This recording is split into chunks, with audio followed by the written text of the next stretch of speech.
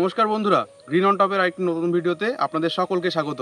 বন্ধুরা, সবুজের মাঝে ঘেরা এই শহর, এই গ্রামের মধ্যে আমার একটা ছোট বাগান, এই বাগানের মধ্যে থেকে আপনাদের সকলকে স্বাগত। আশা করি আপনারা সকলেই ভালো আছেন। বন্ধুরা, এই বছর যা শীতকালে যা পরিবেশ ছিল এবং একদম আমাদের কিন্তু বর্ষা একদমই হয়নি, যে কারণে পরিবেশটা এতটাই সুইটেবল আমাদের আম গাছের জন্য, যে কারণে কিন্তু প্রত্যেকটা জায়গায় আম গাছে দেখবেন কিন্তু মুকুলে মুকুলে পুরো ভরে রয়েছে। সুতরাং এই বছর আশাই করা যায় যে আমের দাম কিন্তু কমতে পারে এবং আম গাছে প্রচুর পরিমাণে ফলন হবে, যদি সেরকমভাবে ঝড় বৃষ্টি যদি না হয়, মুকুলগুলো যাতে সেট হয়ে যায়। তো যেটা বাঙালির প্রবাদ আছে যে যে বছরে মুকুল বেশি হয়, আম গাছে মুকুল বেশি হয়, সেই বছরে কিন্তু ঝড় বৃষ্টি তুফানের উৎপাতও বেশি হয়। সুতরাং আশা করা যেতে পারে এই বছর ঝড় বৃষ্টি খুব বেশিই হবে। তো যাই হোক, বেশি কথা বাড়িয়ে লাভ নেই। তো আজকে পরিচর্যার বিষয়ে কিছু আলোচনা করব। আমাদের কাঁঠাল আম গাছে যেগুলো মুকুল এসছে, আমের মুকুলগুলো তো টেকাতে হবে। তো সেই টেকানোর জন্য কিছু কিছু গুরুত্বপূর্ণ টিপস আপনাদের সঙ্গে শেয়ার করব, যেই টিপসগুলো মেনে চললে এই যে আজকে সকালবেলা কিন্তু বৃষ্টি হয়েছে, তো এক পশলা বৃষ্টির থেকে এই রকম সময় গাছে কি রকম রোগ প্রতিরোধ রোগ পোকার আক্রমণ হতে পারে, গাছগুলো কি আমাদের আম গাছের মুকুলগুলো কীরকম রোগের সম্মুখীন হতে পারে, কীরকম কীটপতঙ্গের দ্বারা আক্রমণ হতে পারে আমাদের আম গাছগুলো, আমাদের মুকুলগুলো, সেই সম্বন্ধে আপনাদের সঙ্গে কিছু গুরুত্বপূর্ণ কথা শেয়ার করব। আশা করি আপনাদের ভিডিও আপনাদের সবার ভালো লাগবে।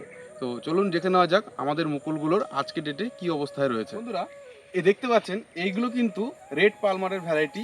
রেড পালমার, এই পেছনে দেখতে পাচ্ছেন আমার বানানা ম্যাঙ্গো, যেটা কলার মতো হয়, এইগুলো বানানা ম্যাঙ্গো। আর এইগুলো হচ্ছে red Palmer, American red Palmer. সঙ্গে ওই পাশে আরও কিছু ভ্যারাইটি রয়েছে, বারোমাসি আছে, সঙ্গে কাননভোগ রয়েছে, সঙ্গে ওইদিকে আরও মিয়াজাকি রয়েছে। এরকম টোটাল আমার এখানে কিন্তু বাগানে একের পর এক সাজানো, এবং তার সঙ্গে আমার কিছু ভ্যারাইটিও রয়েছে। এইটা দেখতে পাচ্ছেন, এই যে ছোটো গাছটা কিন্তু মুকুল চলে এসছে। গাছটা আমার ঠিক বর্ষার আগে বসানো।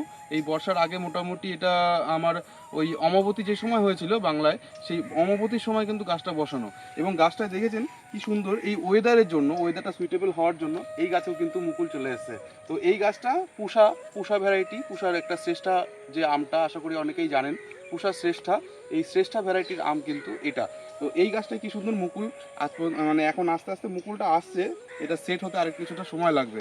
আর এইটা দেখতে পাচ্ছেন, এই গাছেও কিন্তু ধীরে ধীরে মুকুল আসা শুরু হয়েছে। তো এই গাছটা হচ্ছে কিন্তু আমার পুষারই আর একটা ভ্যারাইটি, এটার নাম হচ্ছে সুরিয়া। এই পুষা শ্রেষ্ঠা, এরকম কিছু কিছু ভ্যারাইটি কিন্তু আমি ধীরে ধীরে কালেক্ট করছি। আশা করি এই বছর কিন্তু আমার কাছ থেকে এই ভ্যারাইটির গাছগুলো কিন্তু আপনারা পেয়ে যাবেন। তো যাই হোক, চলে আসি এই যে মুকুলগুলো, এই মুকুলগুলো কিন্তু ধীরে ধীরে মুকুলের থেকে ছোট ছোট দানার মতো কিন্তু আমের যে প্রথম প্রাইমারি অবস্থা, সেই প্রাইমারি অবস্থায় কিন্তু আসা শুরু হয়েছে। এই যে দেখতে পাচ্ছেন এই আমগুলো, এই যে মুকুল থেকে আমাদের ধীরে ধীরে এই যে গুটি আসা শুরু হয়েছে, এই গুটি আসার সময় কিন্তু গাছগুলো ভীষণ রকমের রোগ পোকার আক্রমণ এর মধ্যে হয়। তো এই যে পরিবেশটা এখন, না শীত না ঠান্ডা না গরম, এই যে সঙ্গে বর্ষাও, এই রকম সময় কিন্তু গাছে প্রচুর পরিমাণে পোকার উপদ্রব হয়। এই সময় কিন্তু গাছে যেমন ফাঙ্গাস অ্যাটাক হয়, ছত্রাক যে এইসব গাছে ফুলের মধ্যে অ্যাটাক হয়। এবং সেই সময় এখন যেহেতু চারিপাশে শুধু মৌমাছিরা এবং প্রজাপতিরা সারাক্ষণ এখান দিয়ে ঘুরে বেড়াচ্ছে, সুতরাং মৌমাছির পায়ের সঙ্গে বিভিন্ন রকমের পোকামাকড়ের লার্ভা এইসব আসতে পারে। তো সেক্ষেত্রে আমাদের এই যে মুকুলগুলো, এই সময় আপনাদের মুকুলের ট্রিটমেন্ট একটাই, সেটা হচ্ছে আপনাদের কীটনাশক স্প্রে করতে হবে, এবং সঙ্গে একদিন মাঝখানে গ্যাপ রেখে তার পরের দিন আমাদের কিন্তু এই গাছে ফাঙ্গিসাইড আমাদের কিন্তু স্প্রে করতে হবে। তো প্রথম দিন আপনাদের জন্য সবথেকে ভালো হয় যেটা আপনারা স্প্রে করবেন, সেটা কিন্তু কীটনাশক, সঙ্গে একটা যদি আপনারা ভালো হয় যেটা চোষক পোকার আক্রমণ কিন্তু এই সময় হয়। তো চোষক পোকার আক্রমণ থেকে বাঁচার জন্য একটা আপনারা উলাল্লা বা হচ্ছে আপনারা দোকানে গিয়ে বলবেন একতারা বলে, এইরকম ফাইল কিন্তু আপনারা সংগ্রহ করতে পারেন। এই দুটো একসঙ্গে আপনারা মেশাবেন, উলাল্লা বা একতারা। উলাল্লাটার দাম প্রচুর বেশি হয়, যদি আপনারা অ্যাফোর্ড করতে পারেন তাহলে উলাল্লাটা করবেন। উলাল্লাটা গাছের জন্য খুবই ভালো, মাসে আপনারা একবার করে ইউজ করতেই পারেন। সঙ্গে একটা কীটনাশক, যে কোনো রকমের কীটনাশক কিন্তু আপনারা ইউজ করতে পারেন। বেস্ট হয় আপনারা যদি অর্গানিক কাকা ইউজ করেন। তো কাকার সঙ্গে একটা মাকড়ের বা চোষক পোকার আক্রমণ থেকে বাঁচার জন্য একটা কীটনাশক, দুটো একসঙ্গে স্প্রে করবেন।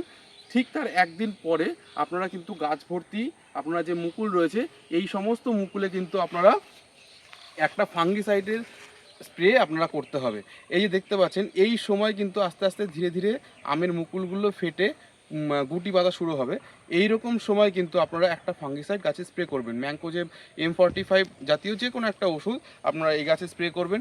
তার সঙ্গে সবথেকে ইম্পর্টেন্ট এই যেটা আপনার ফাঙ্গিসাইড, এই ফাঙ্গিসাইডের সঙ্গে যদি আপনারা একটা হিউমিক অ্যাসিড 15 গ্রাম মানে 2 গ্রাম পার লিটার জলে যদি আপনারা এর মধ্যে হিউমিক অ্যাসিডের সঙ্গে ফাঙ্গিসাইড মিশিয়ে স্প্রে করেন তাহলে কিন্তু মুকুলগুলো আরও বেশি সতেজ থাকবে, আরও বেশি শক্তি সংগ্রহ করবে গাছের মুকুল থেকে, কিন্তু আর কোনো অসুবিধা হবে না।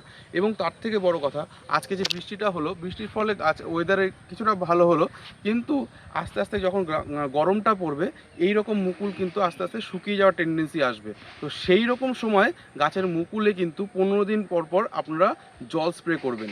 15 দিন হোক বা 7 দিন হোক।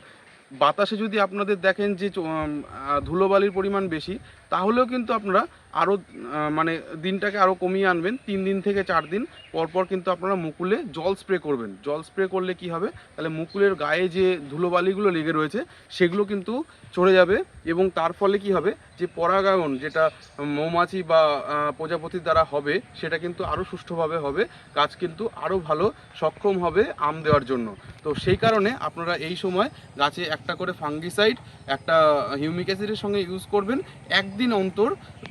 তার একদিন আগে কি করবেন আপনারা একটা কীটনাশক আর একটা চোষক পোকার আক্রমণ থেকে উলাল্লা বা একতারা দুটো একসঙ্গে মিশিয়ে গাছে আপনারা বিকেলবেলা সূর্য ডোবার পরে বা সকালবেলা সূর্য ওঠার আগে আপনারা কিন্তু গাছে স্প্রে করবেন, গাছটাকে পুরোপুরিভাবে ভিজিয়ে দেবেন। তাহলে কি হবে, গাছের পাতা যেরকম সবুজ থাকবে, এরকম সবুজ হেলদি থাকবে, সেরকম কিন্তু আপনার এই সময় গাছে যে রোগ পোকার আক্রমণ টেন্ডেন্সি খুব বেশি, সেই রোগ পোকার আক্রমণ কিন্তু হবে না। তো আজকে এই পর্যন্তই।